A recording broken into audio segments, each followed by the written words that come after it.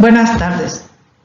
Soy estudiante de la Universidad Abierta y a Distancia de México de la licenciatura Nutrición Aplicada, de la asignatura Fisiopatología Aplicada 3. Mi nombre es Leticia Rueda Jiménez, del grupo NA-GNFAP3-B2-001. Mi número de matrícula es 192 101 51 17. La fecha de hoy es 22 de noviembre del 2023 y voy a presentar el momento 3, lesiones térmicas y nutrición, abordaje nutricional, alteraciones fisiopatológicas y definiciones. ¿Cómo se define una quemadura?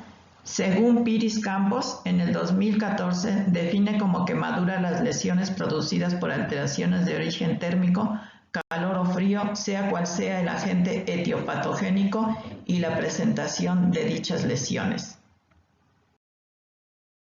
Menciona 4 tipos de quemaduras y da un ejemplo del agente que los produce.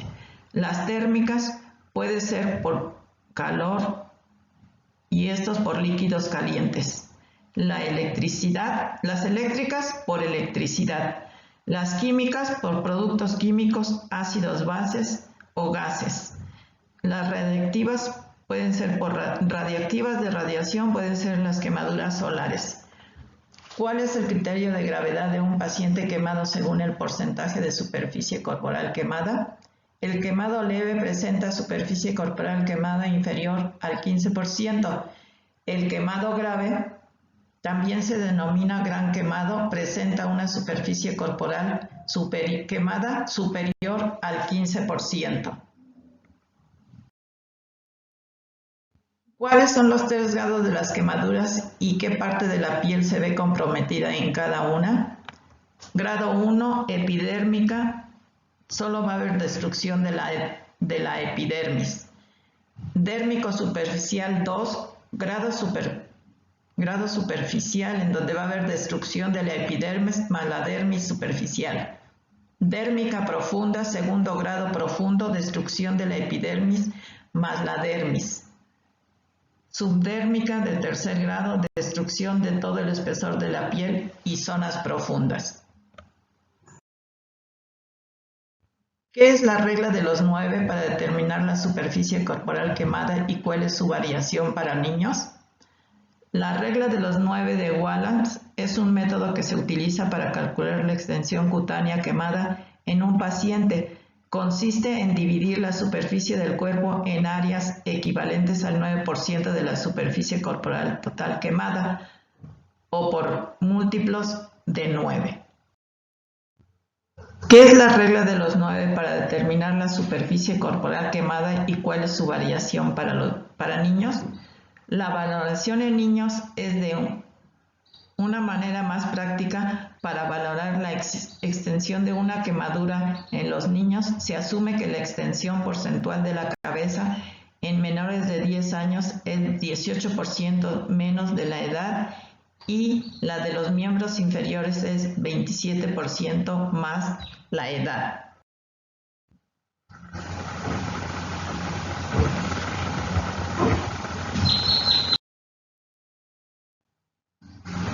De acuerdo con el artículo Metabolismo y nutrición en el paciente quemado crítico, ¿cuáles son las consecuencias de la intensa respuesta hipermetabólica e hipercatabólica en la lesión térmica?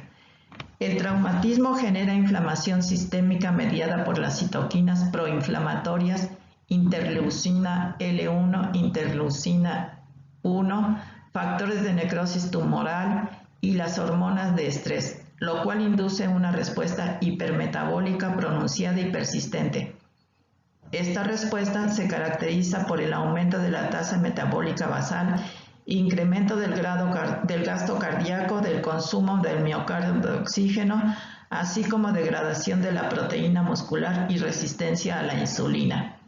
La respuesta hipermetabólica inducida por la agresión térmica se caracteriza por un aumento de la tasa metabólica basal de hasta el 40% por encima de los valores normales, con importantes alteraciones de la función mitocondrial.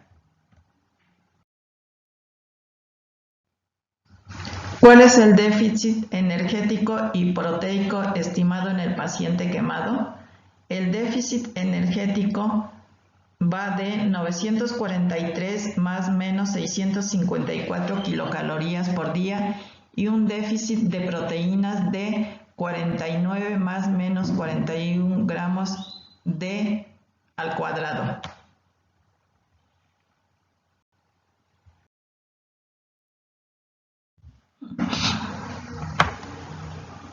¿En qué porcentaje se eleva el gasto basal en el paciente quemado? La respuesta hipermetabólica inducida por la agresión térmica se caracteriza por un aumento de la tasa metabólica basal hasta de 40% por encima de los valores normales, con importantes alteraciones en la función mitocondrial. ¿Cómo se hace el consumo de oxígeno del paciente quemado crítico respecto a una persona sana? En individuos sanos, aproximadamente 2/3 del consumo de oxígeno está acoplado a la fosforilación oxidativa, en tanto que el tercio restante es atribuible a la termogénesis. En el paciente quemado crítico, esta relación se invierte, presentando 1/3 de la respiración mitocondrial acoplado a la fosforilación oxidativa, en tanto que los 2/3 restantes de la respiración total son disipados como calor.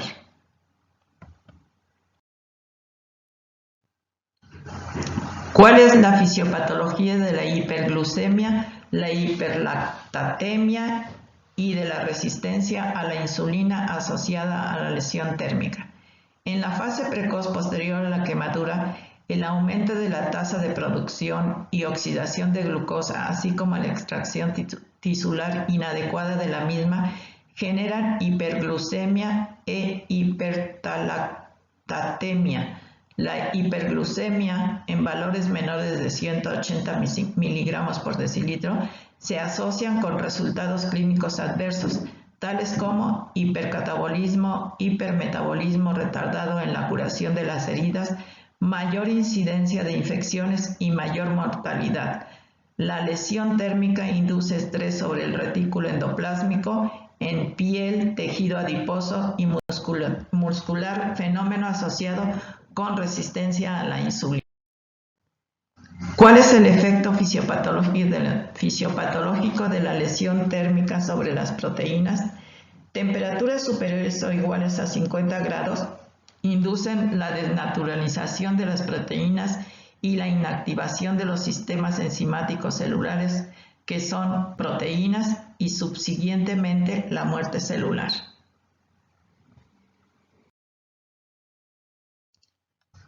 ¿Cuál es la pérdida de nitrógeno estimada en la lesión térmica? En pacientes quemados ha sido estimado que 1 metro cuadrado de piel quemada genera una pérdida diaria de nitrógeno de 20 a 25 gramos, lo cual determina una pérdida del 20 al 25% de masa magra corporal. Asimismo, ha sido estimado que la pérdida media de nitrógeno en el paciente quemado sin terapia nutricional supera los 0.2 gramos de nitrógeno por kilogramo por día, es decir, del 15 a 20 gramos por día, lo cual supone una pérdida de peso del 10% en la primera semana. Esta depresión proteica aguda se asocia a disfunción inmune, alteraciones en la cicatrización, úlceras por presión, así como a una mayor incidencia de infecciones.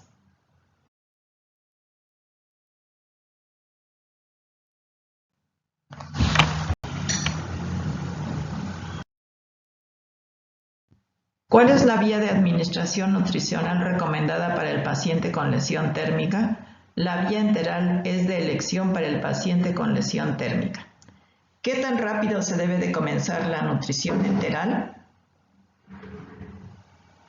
En cuanto el paciente se encuentre en las condiciones físicas y metabólicas adecuadas, tan precoz como sea posible. Hasta el momento, algunos estudios han demostrado que la nutrición enteral muy precoz en las primeras 6 a 12 horas es segura y capaz de modular la respuesta hipermetabólica, disminuyendo de modo significativo los niveles de catecolaminas, cortisol y glucagón, con un aumento concomitante de la producción de inmunoglobulinas con una media de 9.5 horas posteriores al ingreso. Menciona 5 beneficios de iniciar la terapia nutricional aplicada precozmente.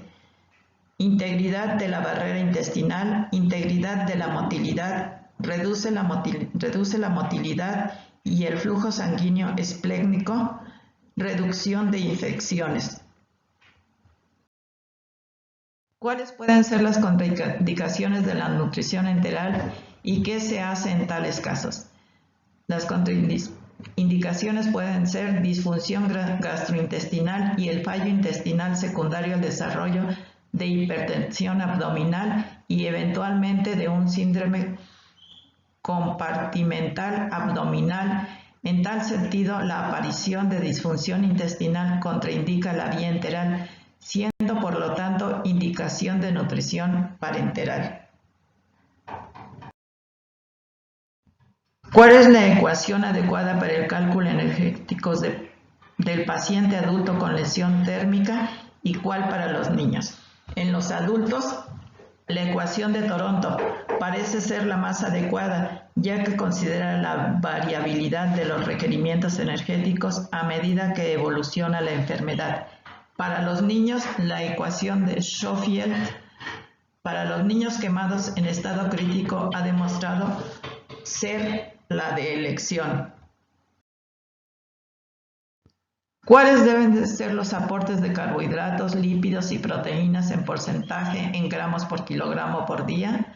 Aporte de macronutrientes, porcentaje diario, gramos por kilogramo por día. De los carbohidratos, de 50 a 55%. No superar 1.400 a 1.500 kilocalorías como hidratos de carbono. El aporte no debe de exceder 5 miligramos por kilogramo por minuto, manteniendo glucemia entre 140 y 180 miligramos por decilitro con insulina intravenosa en ausencia de diabetes mellitus. Y los gramos por kilogramo por día van de 5 a 7. Los lípidos, de 15 a 18, no superando de 20 a 30. Y los gramos por kilogramo por día van de 1 a 1.5. En las proteínas, no menor a 20 o 25%, y los gramos por kilogramo por día de proteínas van de 1.5 a 2. ¿Cuáles deben de ser los aportes de micronutrientes? Presenta de estos 10. Aportes de micronutrientes. Elemento y cantidad a aportar. Selenio, de 300 a 500 picogramos.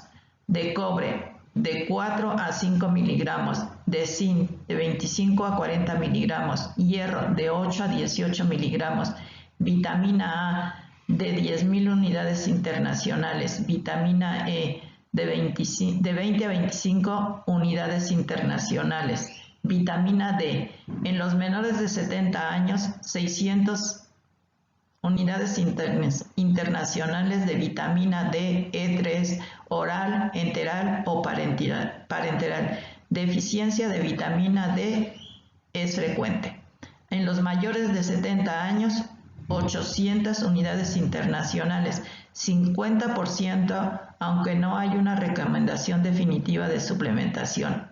Vitamina C, de 1 a 3 gramos por día en las primeras 24 horas, 666 miligramos por kilogramo por hora, hasta 110 gramos en las primeras 24 horas. Y bromuro.